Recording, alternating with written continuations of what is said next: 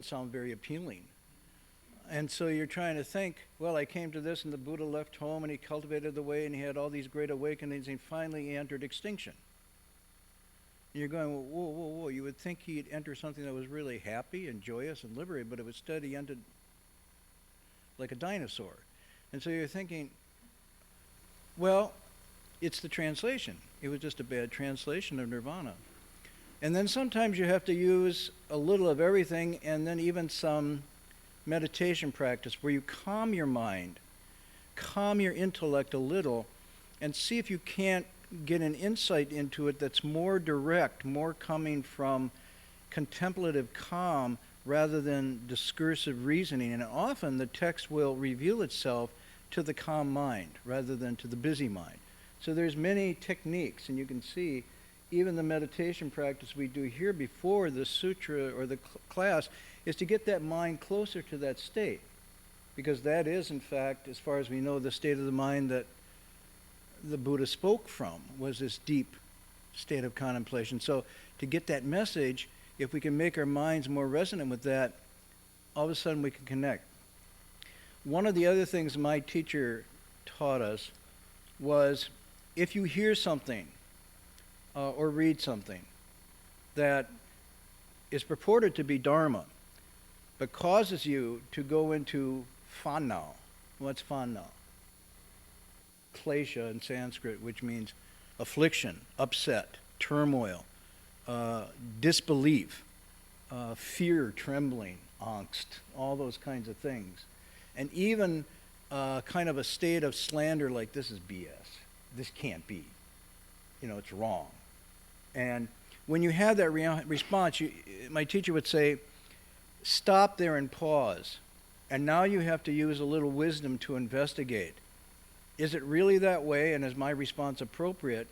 Or is my response based on a misunderstanding and I need to go back and examine it? So the reason I'm doing this digression, and if I don't put something up there, you'll all freak out because we have a screen with nothing on it. That's the modern angst, the modern suffering. So even if you put a screen test on it, people will go, oh, that's really interesting. So if you could, before we have any words, let's put up Guanzi Zai, because that's who I want to focus on a little bit tonight. We talked about Guanzi Zai last week, and I described to you an image. Well, there it is. My description is very poor compared to that. You see that one? You had two of them, right? But yeah, can you put them side by side? Can they do transformation bodies on digital? Whoa.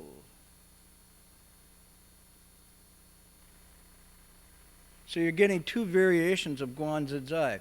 Now, I'm going to say Guanzi Zai is our theme tonight. So last week, I was talking about something, Han Shan was expressing something, and a number of students afterwards got really upset and started leaving me phone messages and emails that I really ruined their day, I ruined their week, and possibly ruined their life. And so I had to go back and think, what did I possibly do that could have caused so much turmoil? And you know what? It was the hologram. Now some of you are going, huh? How did that?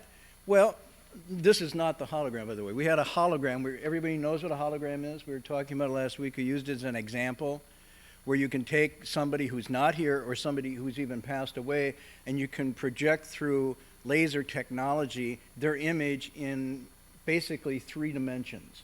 So they look real, but really it's just a play of light and so forth.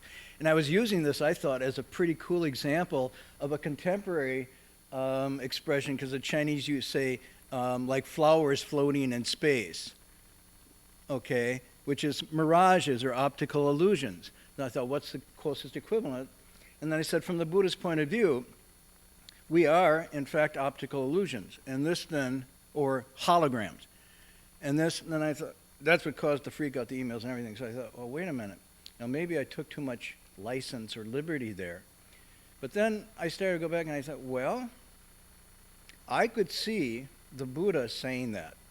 Now, if I'm wrong, you correct me here, but if I go to a text like the Vajra Sutra, where the Buddha is, talking to Subhuti, and Subhuti kind of has all these questions. So one of the questions is, he's trying to figure out where to set up, where he can establish himself on solid ground.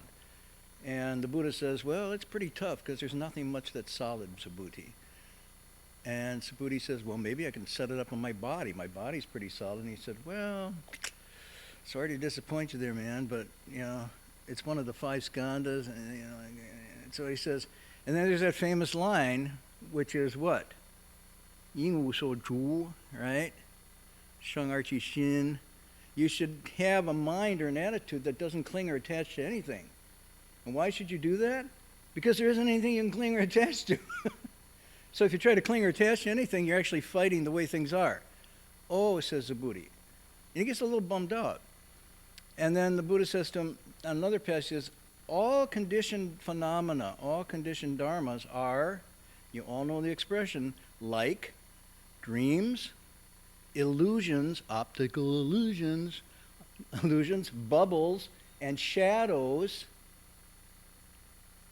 like dewdrops and flashes of lightning. Contemplate them thus. So we are conditioned dharmas. We're a conditioned dharma.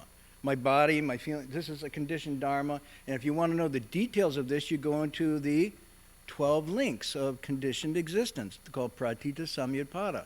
How does this conditioned thing come about? It comes about in a sequence of 12 links, it's called. So the Buddha is very clear about this. So I could have said, okay, the Buddha was in Berkeley, and he went to the campus, and he saw a show, and he came out, and he said,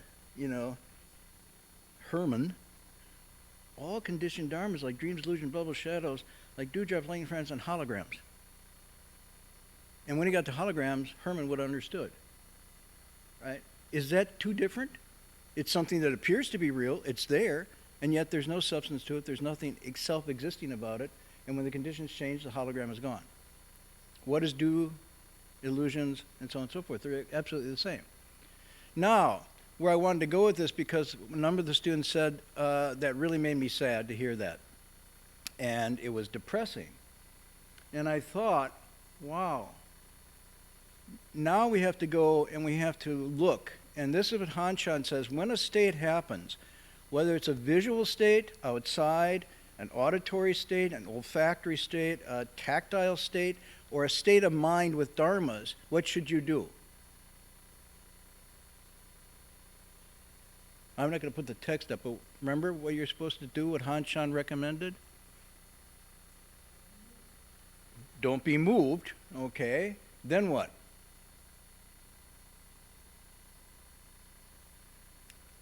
Invite it in. Sit with it. Entertain it. Mull it over. No. He says, look at it, break through it, contemplate it for what it is, and get back to your original ground again. All states that arise. So again, in this particular state, you go back and say, okay, is the intent of the Buddha, or Buddhism with a small b, or the Dharma, or all of this, to get you into this state of negativity, despair, depression, despondency, and hopelessness? Now, you all know, I hope, that it isn't. So because it isn't, and when you fall into that state, you have to ask yourself, what's wrong with this picture? Somehow I'm not being complete here. I have to look at this because it's sort of like a puzzle. But don't assume that that state is the proper state to be in. Then you go back. So that's why I have Guanzi Zai up here, because if you look on this phenomenon, I'm going to talk about it a little bit tonight. Last week I presented Guanzi Zai as that perfect fusion of stillness and movement, or of engagement and quietude. And you see that, okay? On one hand, the image of the Bodhisattva is not in full lotus. It's not this position with the eyes closed down with this deep inner quietism, but something else. What do you see there? What does the image convey to you?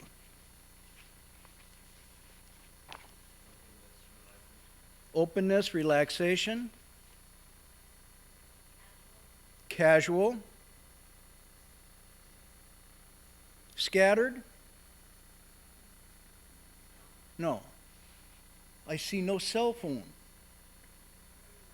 Relaxed. composed. And what?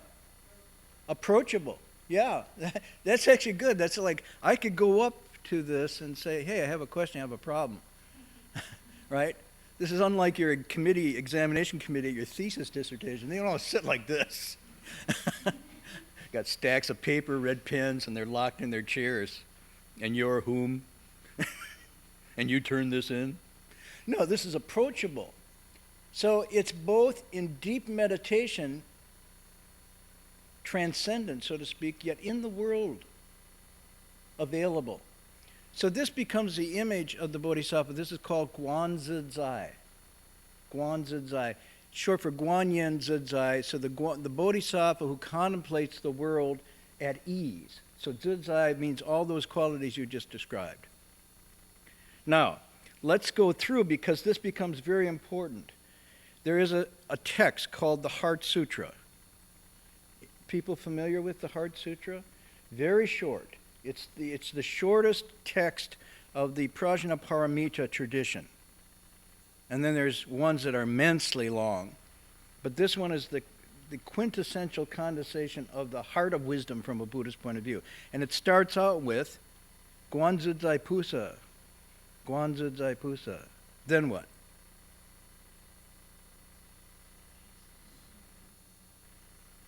Mumble, mumble. Huh?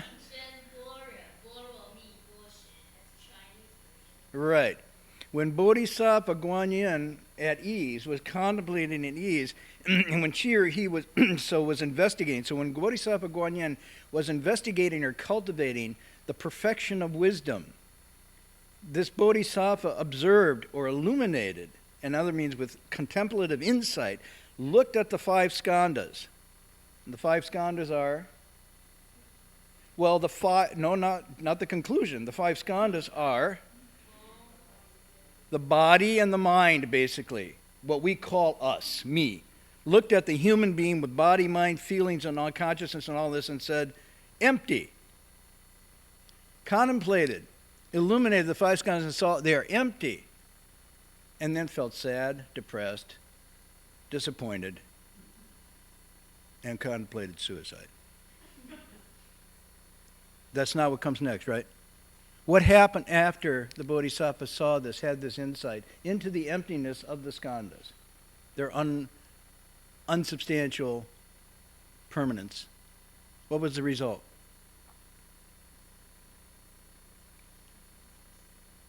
Louder. No. Sister Priska, when I was in third grade, had a principle. She said, if you think it's not right, say it loud. So, even if you think it's wrong, say it loudly. What happened?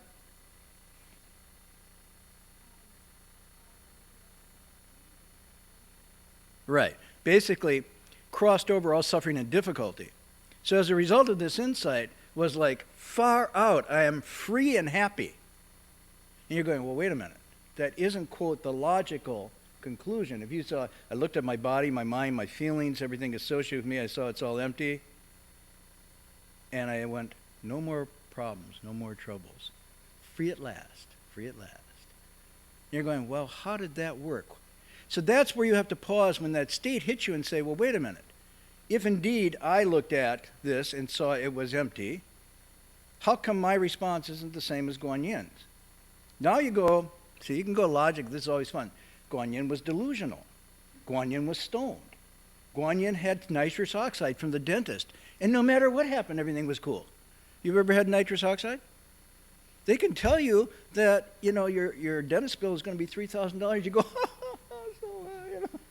They're going to tell you, they're going to pull out 3 teeth. You go, no problem. When you're on nitrous oxide, everything's just cool, right? So, no, Guanyin wasn't stoned. What else? Delusional? No. This is Guanzi Zai upon this realization.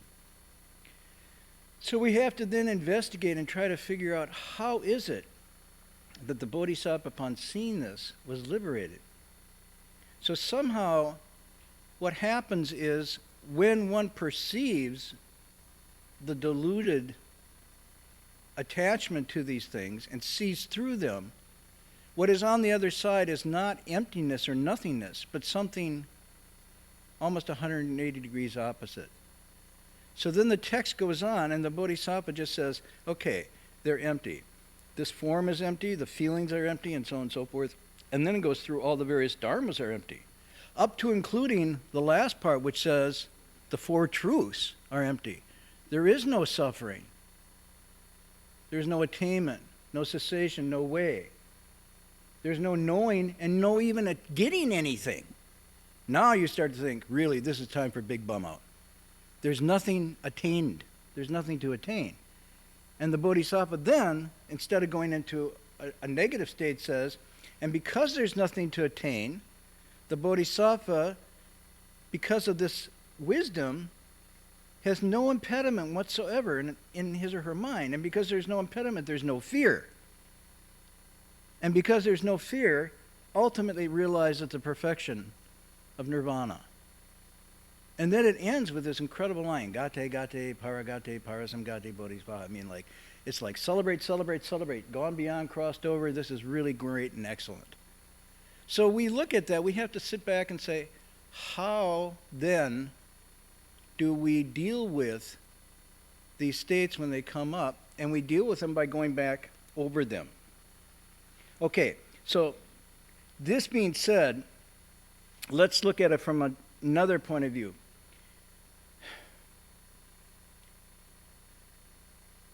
The insight or the description of things as we meet them as being false, illusory, unreliable, a source of dissatisfaction, a source of, even with delight and joy, ultimately leading to the loss of that delight and joy.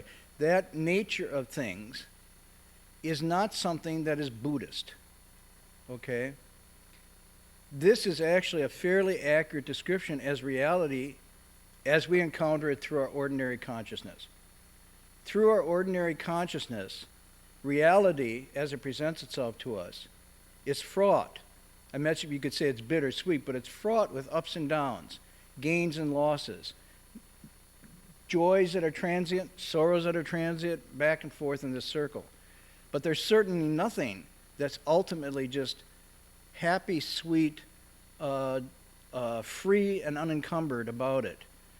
This is not Buddhist. This you find throughout the whole tradition of thinkers worldwide.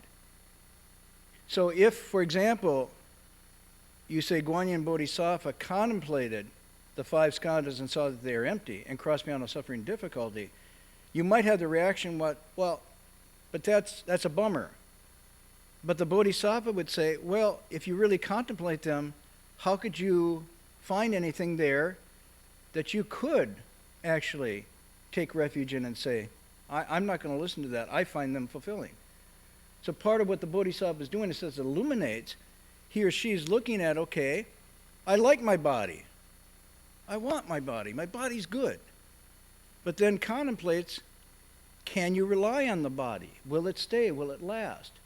And we all know it's not the case. So even if you want to hold on to the body, just say the body itself, you realize that it's not a steady, reliable, constant source that you can rely on. And you look at feelings, it's the same way. The feelings come and go, they rise and fall. And the thoughts come and go and rise and fall. And even our deep habitual energies are often things that we often don't control or have a handle on and that run us. And then finally, consciousness itself, what we call consciousness, is very elusive and hard to hold on to. So even if you want to, even if you say, heck with that Buddhist stuff, I am going to take refuge with the five skandhas. I'm going to rely on those. That's where I'm going to find it. It's like, good luck. Because it just won't deliver. And it's not like it just won't deliver for you because you're not trying it. It doesn't deliver for anybody. If you look, generation after generation after generation, countries, nations, peoples have come and gone in waves. These five skandhas have come and gone. There's nothing self-existing or permanent about them. So even if we want to and we try really hard, we cannot secure ourselves in them. So what the Buddha is saying here is, that being true, what are you going to do about it? And it could be a terminal insight.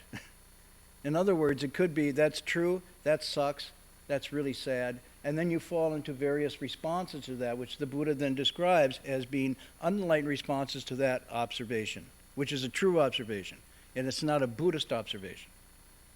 Okay, this is what I want to point out. This is not a Buddhist observation, like a Buddhist view of reality as being impermanent. So the three marks that the Buddha gives to the nature of conditioned things is, some of you know this, anicca, anatta, and dukkha. Okay, those are three. Anicca means what? Anicca or anitta. Impermanent, fleeting, not lasting. And one of the contemplations you can do as a Buddhist or a non-Buddhist, find something that doesn't change, that lasts, that's immutable, permanent, solid, and forever. Oh, the diamond my boyfriend gave me for engagement. But that too doesn't last forever. That came from coal that was pressured for a long time until it turned into a diamond, and it too will pass. It might last longer than the finger it's on, or even the relationship. Oh, that's more impermanence, more anicca. So you get a feel here. That's the anicca, and this is an observation. It's actually very scientific. We are in constant flux. The universe itself is in constant flux and motion. Everything is changing, matter and energy, energy and matter. There is nothing permanent except impermanence, if you want it. Nothing unchangeable except change. Change is the constant, right? So in the midst of that, though, we fight to try to seemingly think, I will be permanent. We live as if but it's a pretense. So that first observation, anicca, what's the anatta then? Literally no self, but it means there's no self-existing entity in any of that. The flowers, the planets, the seasons, our bodies, our relationships, our governance, our economy is not self-existing. It's fluctuating by all different causes and conditions all the time, just like the weather. So there's nothing, everything is impersonal and fleeting and not a self-existing, impervious thing unto itself. This is very observational too. This is not Buddhist. And even in this configuration, the physical, and this mind that's working to talk to you right now, and my feelings associated with that and so forth, everything, that too is conditioned. You know, if somebody gives me poison, it floats away.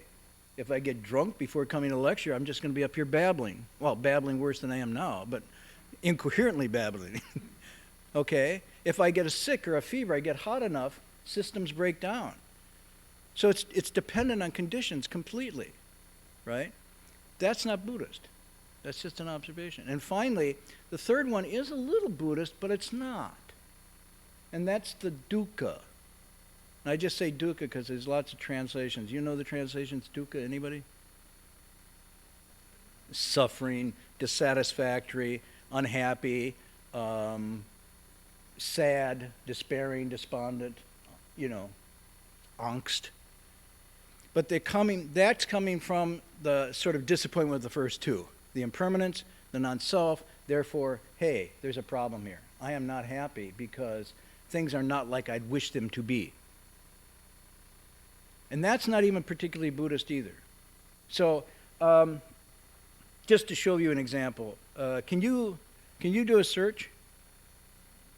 Can you search Shakespeare? Sonnets? And I think, you familiar with Shakespeare sonnets, everybody here? You familiar with Shakespeare? Yeah, it's a bookstore in Berkeley with coffee. But besides that, what is it? Who's Shakespeare? A playwright, an author, one of the major sort of thinkers of the Western world.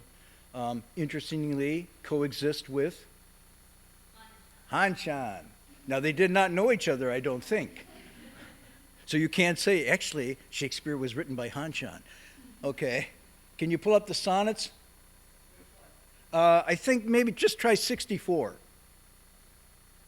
So what I'm pointing to, here's someone who existed at the time of Han Shan, never heard of Buddhism. There's no reference of Buddhism in any of his plays. He wrote these sonnets. Okay? So here's an average sonnet from Shakespeare. In here, I will argue you see Anita, you see Anatta, and you see Dukkha. And they're not called that.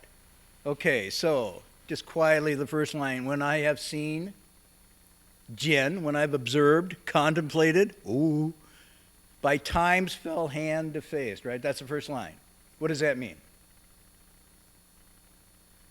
Time is tick-tock, the hand falling of time. So the falling hand of time, like the axe, when I've seen by time's fell hand defaced. So the scythe, you ever see the cartoons where the guy with the black hood and he's got a scythe and he's coming? Okay, that means time mortality coming for you. Okay, so he says, when I've seen by time's fell hand defaced, cutting down what? Rich, proud cost about worn, buried age. Basically that is the proud civilizations of the past now gone. Go to Greece. What's left of Greece? Some stones that are toppling over. Go to Rome. Right? Everything's sort of the rich, proud cost, outworn, buried age. Even popes pass in Rome. Okay? When I've seen that, when sometimes lofty towers, I see down-raised stupas, pagodas that you go to visit, and all you see are the shambles of it. There once was a great university before all the Western universities called Nalanda. Huge university. And all that's left now, you could put the rocks and stones in this room because it was destroyed. So lofty towers down-raised, you could say the Twin Towers if you wanted to. And brass eternal, slave to mortal rage. This is brass. Eventually it will corrode and go away. And hundreds and hundreds of years from now, somebody will dig up this place and try to figure out, what were the natives like that lived here? What did they do with that thing? Was it a cup to drink out of? Or was it for healing purposes? And of course, because they don't have this part of it, they won't know, and they'll say, it makes a sound. Maybe that's how they called their servants. They won't know. This is brass, eternal slave to mortal rage, and I've seen the hungry ocean gain advantage on the kingdom of the shore, and the firm soil wind of the watery main, increasing store with loss and loss of a store. Basically, that's just the coast of California. Okay? Where you used to hang out and have a picnic, now is in the water. Point Reyes is moving up the coast. It's not where it was. It used to be down in LA. Now it's here. Pretty soon it'll be up in Oregon. Okay? Earthquakes, Japan, the exchange of shore and whatnot. This is happening all the time. You could say on the bigger level, the meteor that hit in Russia. Okay? One comes, exchanges the nature of the earth and so forth. This is happening all the time. Global warming is erasing icebergs and huge sheets, right? So the ocean raises in some place. They're getting ready for the exchange of the ocean and the shore. Okay? So what he goes now, he's just saying, when I look at this, what is he looking at? Anita, right? Anicca, impermanence. And in this, is there anything that's self or not impersonal about it? It's like the whole thing is like, I don't have any control over this. This is just happening. When I've seen such interchange of state, or state itself confounded to decay. What does that mean? This is kind of playing words. I've seen this interchange of the state of affairs of everything. Flux, impermanence, turmoil. And state itself confounded to decay. What's that? Egypt, Libya. Whole states themselves just transformed over by revolutions or whatnot. Okay? We think America's forever, but it wasn't. It used to be nothing, and it could be nothing again. Right? So states themselves have come and gone. So where are you going to rely in all of this? Now, this is pretty good. But you say, well, at least I got me and what belongs to me, right? And then he said, Rune, Anita, change and permanence, hath taught me thus to ruminate. Now we would say contemplate. What's ruminate? It's actually kind of a nasty idea. Well, it's what cows do. Cows have two stomachs, and They ruminate. So they put it in one stomach, they bring it over the other stomach, they bring it up and chew it again, and then swallow it down again. Yeah, I know this is going to ruin your after-dinner plans here tonight. So cows chew the cud, it's called.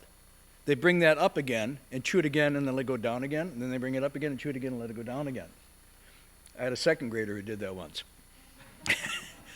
Okay, and thus, to chew it over again and again is to ruminate. You can't let it go. So he's saying, now my mind is stuck with a kind of thought I can't get rid of. I'm ruminating. So Rune has taught me thus to ruminate what? That this damn fell hell of time is going to come and take my love away. Even my love is not immune to this. Okay? Now what does he mean by his love? Girlfriend? Boyfriend? Dog? Himself? It's like time is going to come and take my love, me, away from me. Because, for most people that's what it's about. And then he goes to the dukkha. This thought is like a death. This thought is like a paralysis. And I cannot choose, I can't make a choice, but almost to weep, to suffer, to have that which it fears to lose. So if I reach out to grab anything, I'm torn by this thought of I want it, I'm going to get it, but in getting it, I will also be doomed to lose it. And so this kind of thought, this is pretty sophisticated, and you could say it's kind of Buddhist in a sense. But it's not, this is just an observation by a poet. Many of his sonnets have this recurring theme in it. So if you look at this, you understand that this description of the human condition, of it being bittersweet, of having this dilemma, this paradox built into it, is at the heart of the aware mind. So Guanzhizai Pusa, now we go back, in the same way did the same contemplation and went a little further and thought far out and crossed beyond also in suffering and difficulty. Well, how come Shakespeare didn't? And the difference is that this tradition of wisdom or insight is offering something through or beyond that human dilemma. And that's what we need to look at.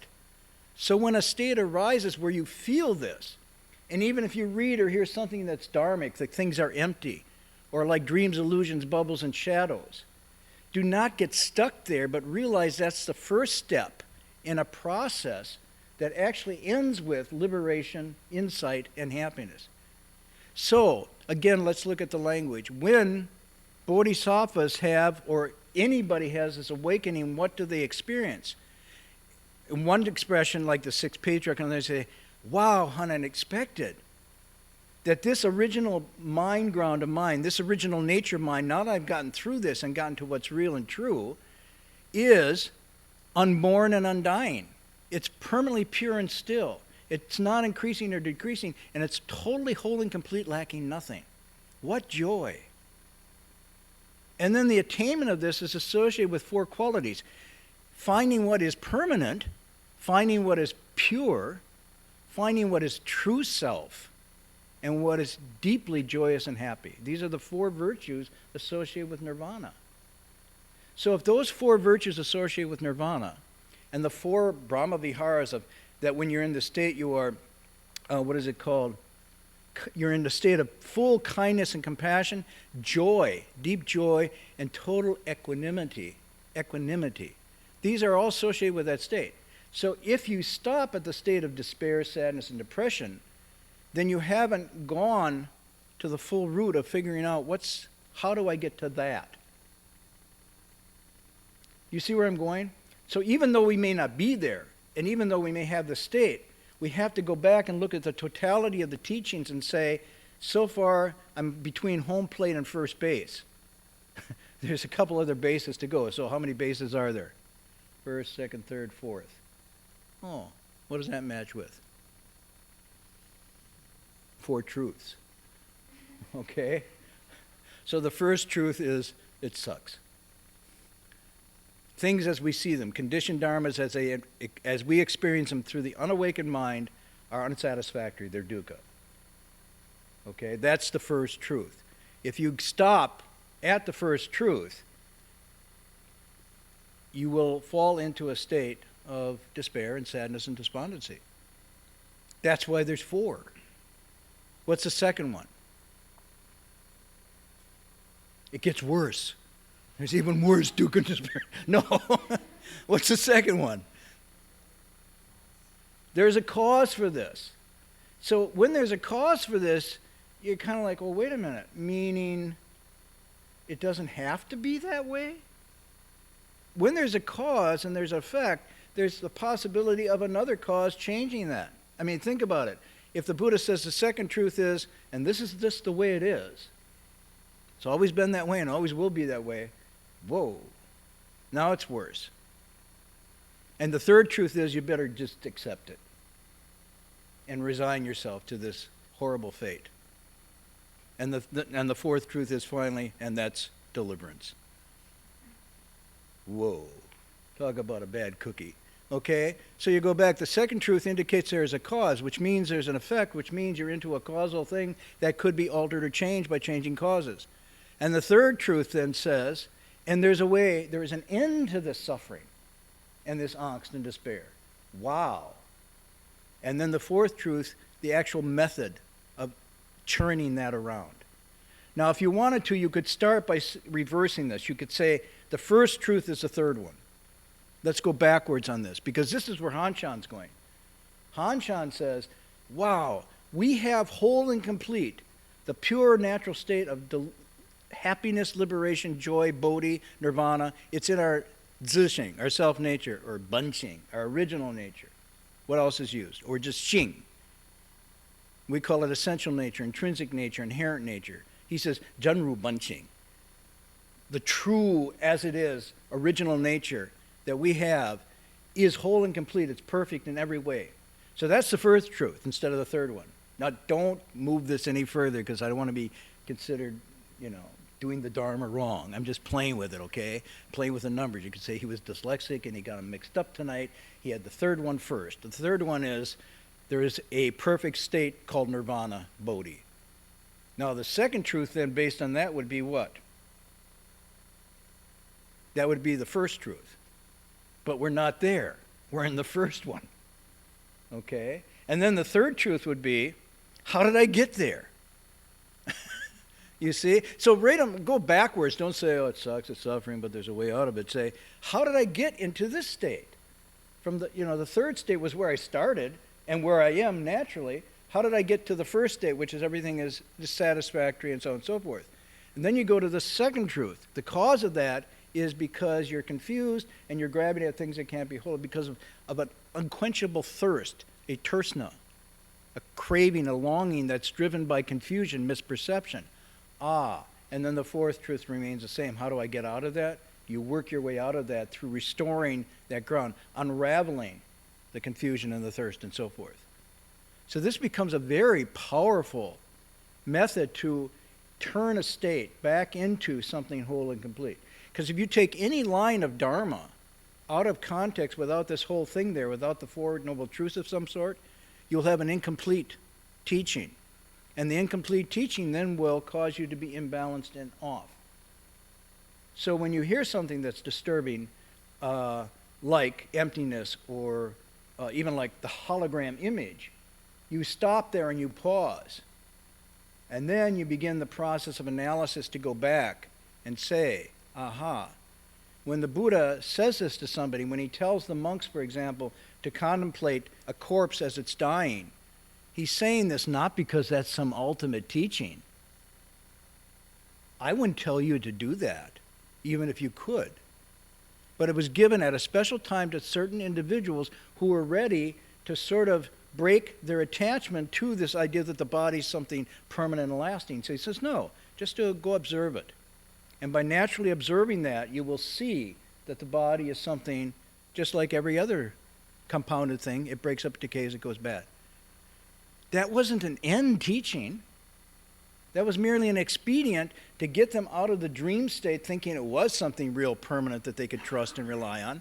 And now they were ready to begin to ask other questions that would eventually lead to a liberation. So you have to remember, all the dharmas are expedient medicine given at a certain time to hit a certain nerve or something to restore balance.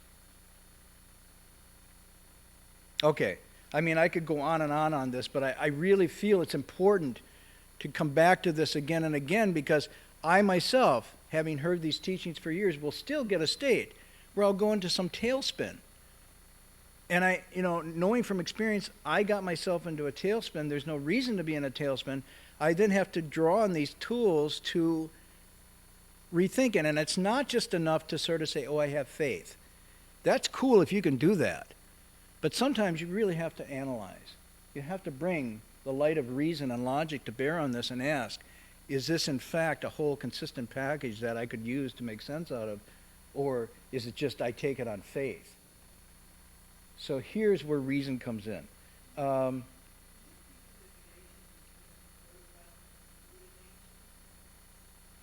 hologram is referring to the 5 skandhas. It's showing what passes. Form passes, feelings pass, thoughts pass. Okay? This is a conditioned dharma. The Buddha nature doesn't pass. It's always there, but covered over by confusion over these skandhas. So that's why when people hurt... Both. Okay? Within the false is the true. Within the hologram is the true. But you can't find the true unless you let go of the false. That's why people think, oh, nirvana then means it's all over. But nirvana doesn't mean that. Nirvana is not, how should I put it? It's not the destruction of life, okay? You think, oh, no more birth. It means no involuntary birth. It's not the destruction of life. It's the elimination of the obstructions to awakening. Nirvana means blowing out of the flame. It's the end of klesha. When klesha ends, when the flames end, your life doesn't end. It becomes wonderful existence, okay? It becomes unencumbered existence. It's not the end. It's the elimination of the obstacles to awakening. So life and death do not objectively end with nirvana. They just cease to be a problem. Okay? The mistranslation of nirvana or emptiness or the hologram or anything like this is saying once you get go of this on the other side, that's why it says gate gate paragate, gone beyond to the other shore. It's not like the other shore going to Asia from California. It's not a place, it's a state of mind. The other shore is you've let go of the false. Now you're in the true. And in the true, everything's okay, no problem. That's nirvana. So don't think of nirvana as some, because you start to think, well, nirvana is, I'm no more birth. That doesn't sound too cool. Well, what are you going to do? Well, I'm just going to be in dark emptiness. Ooh, that sounds like a lot of fun. Well, no more birth is good. What is that, like permanent death? And how does that stir you up and make you want to strive for it?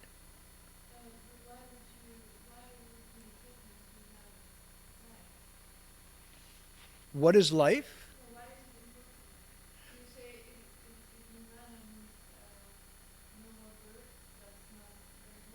No more involuntary birth, driven by karma, driven by confusion, not out of your control. Now there's coming and going freely. It says going and returning with no border. So life doesn't end. Life can continue, but it continues unencumbered by confusion, ignorance, suffering, and so forth. So you're coming and going without being driven by confusion karma. It's a different state. It's sort of like one of my teachers once said, existence is suffering. When you're enlightened, it isn't. Whoa. See, I always heard the first, life is suffering, dukkha. No, it means it's suffering because you're unawakened and you're being torn and ripped around by the confusion you've centered yourself around in interpreting life through the lens of self and what belongs to self. When that lens is cleared or gone, then it's wonderful existence. All that's changed is your state of mind.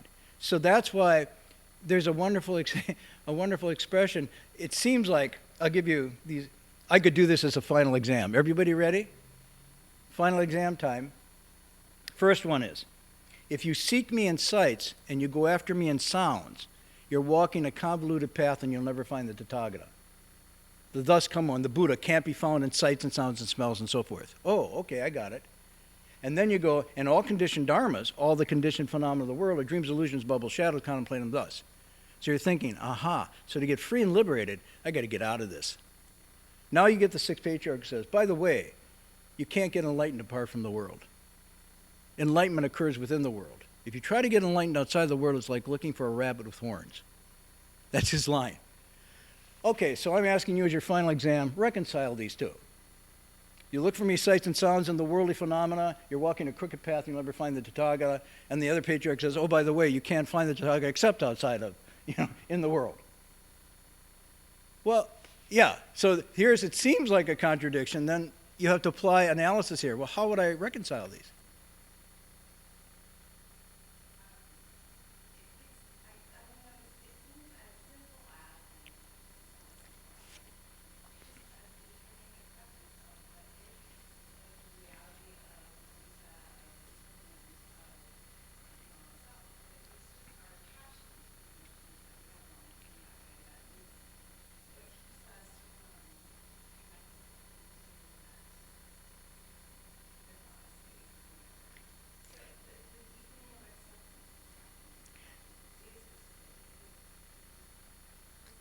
Sometimes the Buddhist word for that acceptance is called equanimity. Sure. And that's not a bad translation of it. But acceptance has to come with insight. Right. Right. It's not passive acceptance.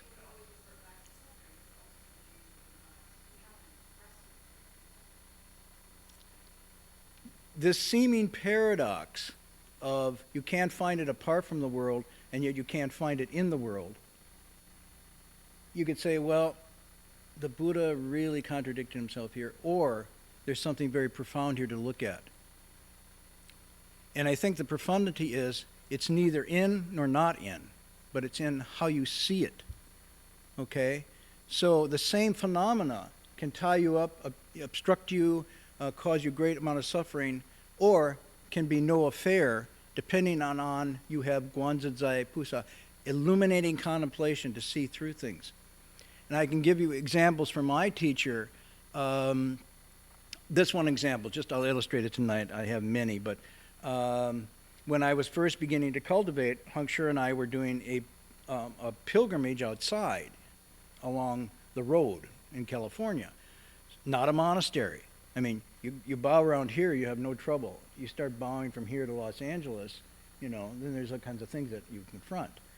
And so I had the idea, the way to do it is to view all conditioned dharmas like dreams, illusions, bubble, shadows, contemplate them thus, sights and sounds. So basically I was outside with my eyes mostly closed. And I was supposed to be protecting Hang Shui.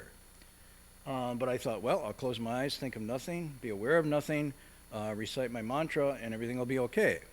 And so my teacher came out, and he watched for a while, and he said, oh, my, you guys. So he said, what are you doing? I'm saying, all conditioned dharma, like green, blue, blah, blah, blah. He says, yeah, but is the truck a conditioned dharma? I said, yeah.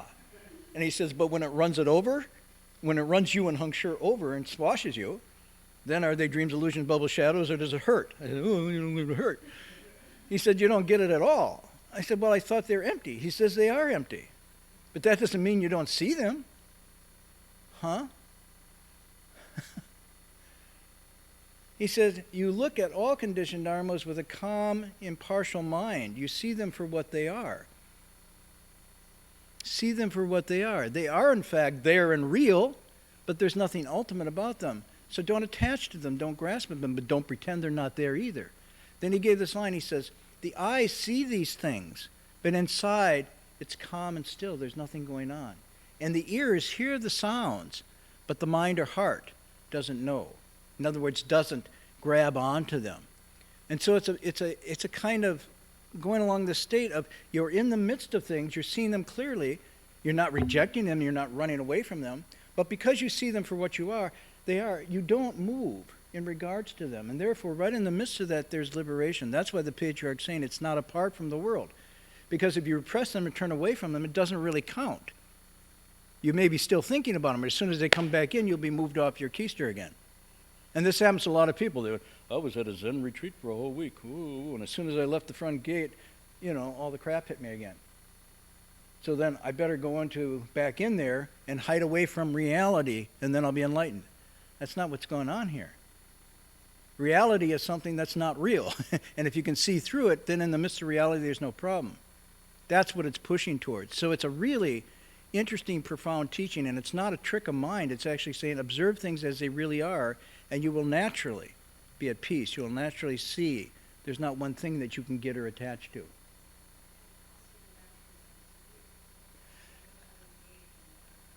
Well, that's the next thing. That's what's called zudzai. Because the zudzai means, therefore, because I'm not projecting, and I'm not expecting, and I have no agenda for wanting or so forth, then as things appear, I see them for what they are and I respond appropriately. And when they're gone, they're gone.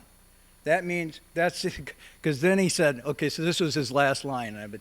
So the eyes see forms inside, there's nothing, the ears hear the dusty sounds, but the mind doesn't know. And then I said, but you told us to write, to keep a journal.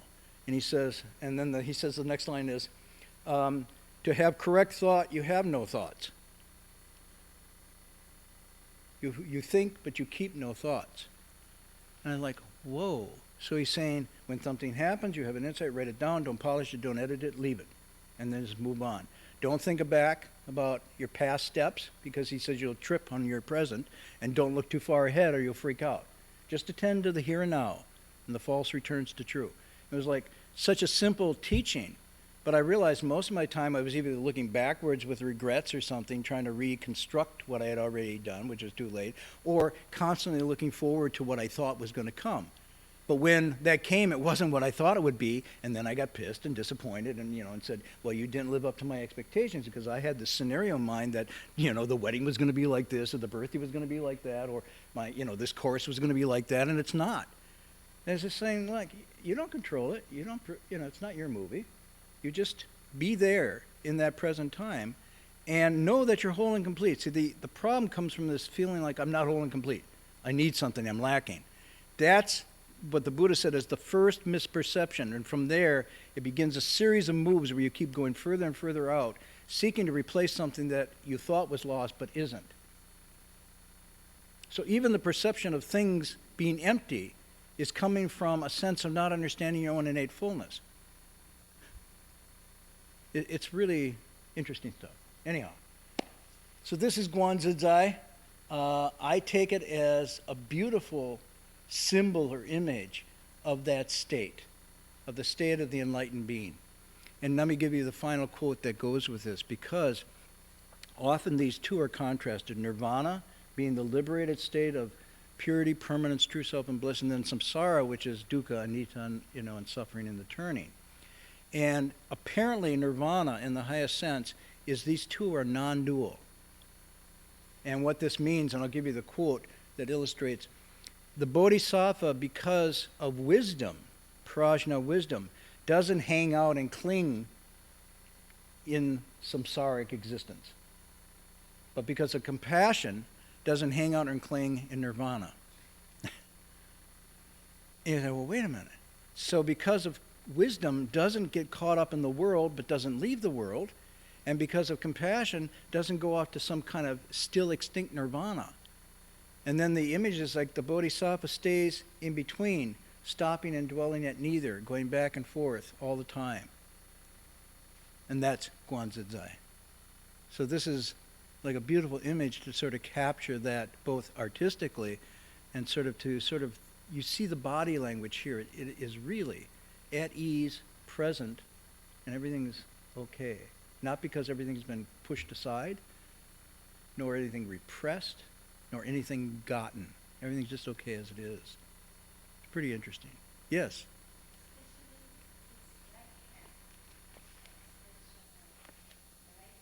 The right hand? You can read all sorts of things into this. If you ever get a chance, there's one very cool one in Hawaii at the museum there, one of the best Guanzizais I ever saw. These are very powerful. I mean, that hand in itself is like cool, chill. It's like everything's cool, right? Yes?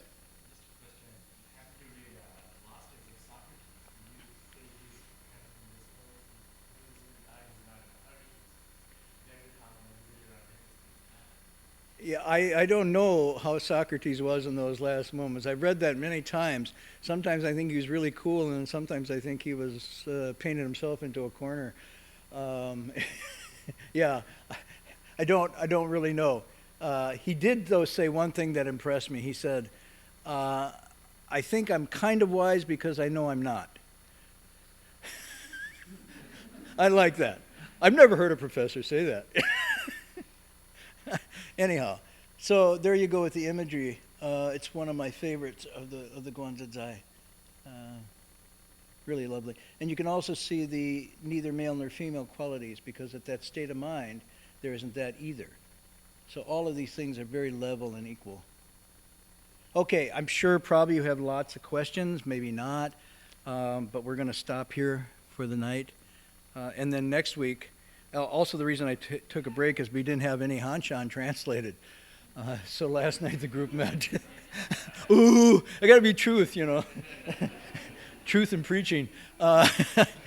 So this was a kind of a diversion because there wasn't any Han Shan available. But these questions did honestly come up. So that's it. We're going to do our transference in English tonight. Chinwei, anything to announce? Amelia, I know she wanted to announce that she's having a class here on Monday nights, but I don't know, she must have disappeared.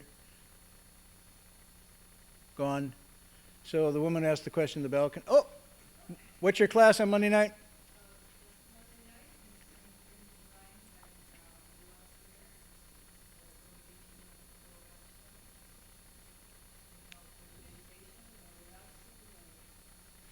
Get you a little zai. What else? Anything to announce?